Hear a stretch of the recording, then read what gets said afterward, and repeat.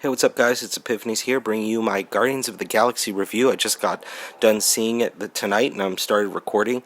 And this is just going to be mostly a con video. I might do a pro video later on, but yeah. So this is going to be my review, and let's get into it. Rob from Comic Books Explained does an excellent job of breaking down all of these different characters in the Marvel mythos that are godlike characters. There's the one above all, there are several different ones, but this specifically, played by Kurt Russell, is a Celestial.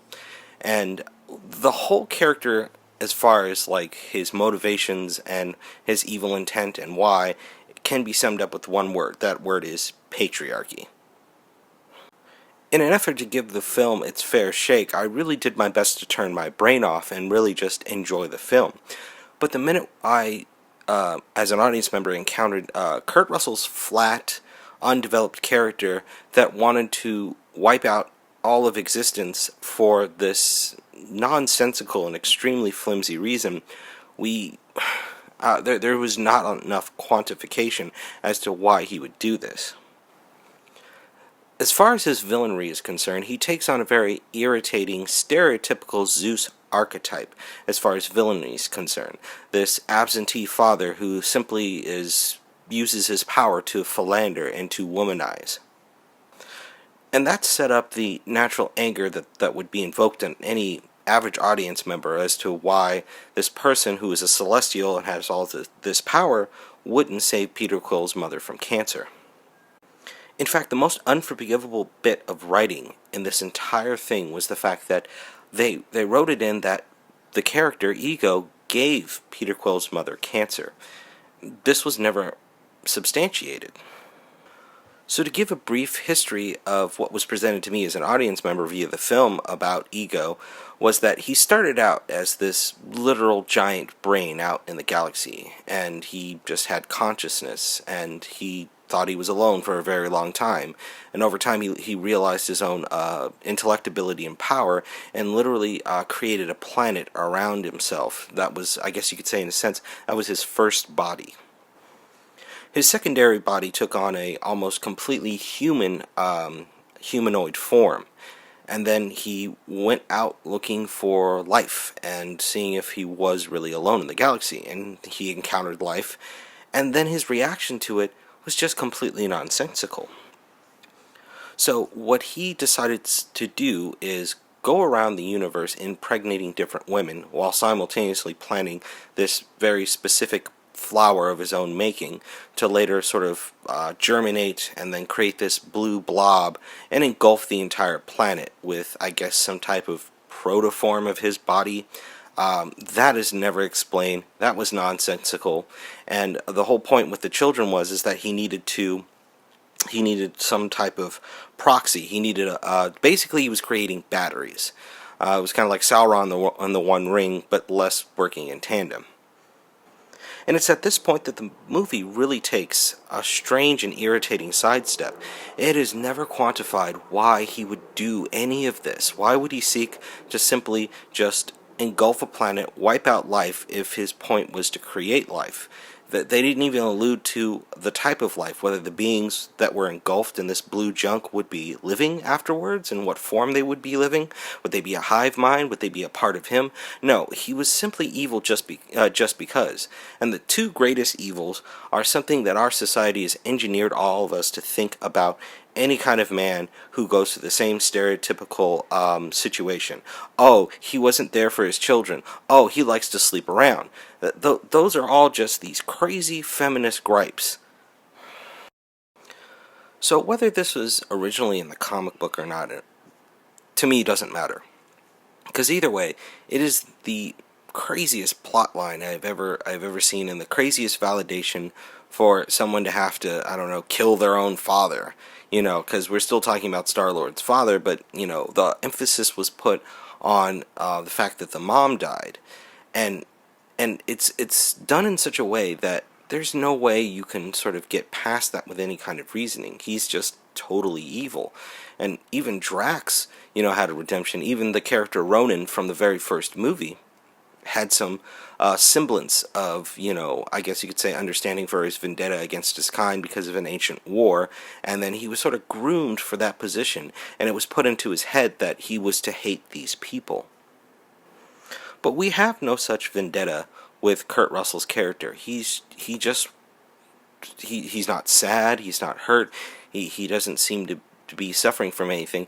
He has this strange, aloof, gay abandon about just wiping out everybody.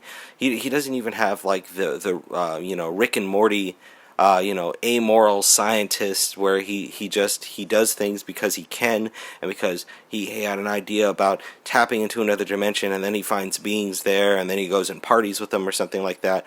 And to me, that would have been the best way to write the character. If you still wanted to have the character having a polyamorous relationship and going from relationship to relationship, from species to species, it would have been a better story if he was like, I was discovering myself. I finally found other civilizations. I finally found other life, and I realized I wasn't alone in the entire universe. And then I bonded with one species, and it was this beautiful experience.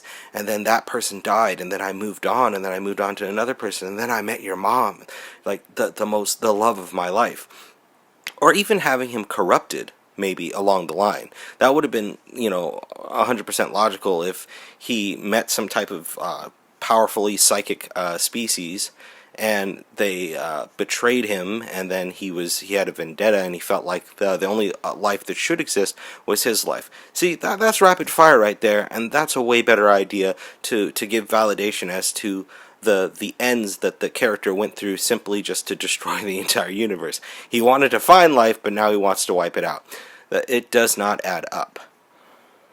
So getting back to the whole cancer thing, it was a strange thing, like I said before, finding out that Ego was the one that gave Peter Quill's mom's cancer. I don't understand why that even... It seemed to be just this cheap, flimsy plot device really to set things over, because you seemingly needed a trigger to fight him. Like, I don't know, wiping out all existence in the whole universe wasn't good enough. But that was the thing. Him killing the mom effectively by giving her cancer was worse than him wiping out literally billions upon trillions of lives in the entire, like, several known galaxies. And another thing that they threw out there is bait to give you sufficient motivation to hating the character was that he had a slave, and her name was Mantis. I forget who played what actress played it. She was pretty good looking, but in any case, she didn't seem to be abused. But of course, to the SJW narrative, any kind of like woman who waits on a man hand and foot loyally and lovingly, or subserviently, that's all out abuse. And there's I don't know how, but they'll probably work in the word struggle snuggle, as Turd Flea Monkey would say, somewhere in there. So a lot of people would ask me, what's my beef? Like, why would I just trash this part of the film so much? And my personal problem is just the anti-God narrative. I believe what I believe, and that's fine, and people believe what they believe, but I just find it mind-numbing that someone will go into exhaustive detail talking about something that doesn't exist and how evil this thing that doesn't exist is. And the idea that you see a figure with this power and grace and ability, and simply because he's a man, that he's automatically evil by default. His only goal with his power is to oppress, is to destroy, and is to hurt. And that anybody who would be his female opposite, having the same power and ability, is only good and only wants to do good for everybody, and is this pure and innocent thing. That's what I'm tired of. Can't we have one godlike character that, isn't a terribly fallible douche? We saw it in the Gods of Egypt. I couldn't think of too many characters that were the female characters that weren't, like, pretty much perfect and great people. All of the dude characters had some facet where it's like, oh man, they have slaves and all of that. Even the token black character just seemed stupid, aloof, and just unconcerned with anybody else's things. He just wanted to gain knowledge for the sake of gaining knowledge, which is just it's overly humanic, and only humans really think that myopically.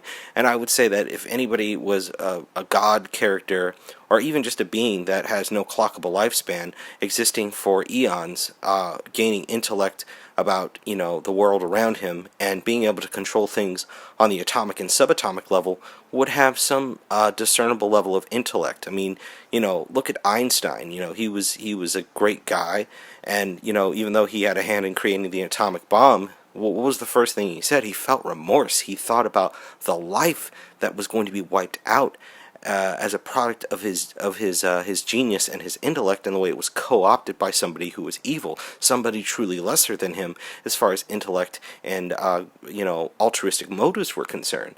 So seeing this character repetitiously pumped out, it's like being forced to eat the worst flavor of ice cream.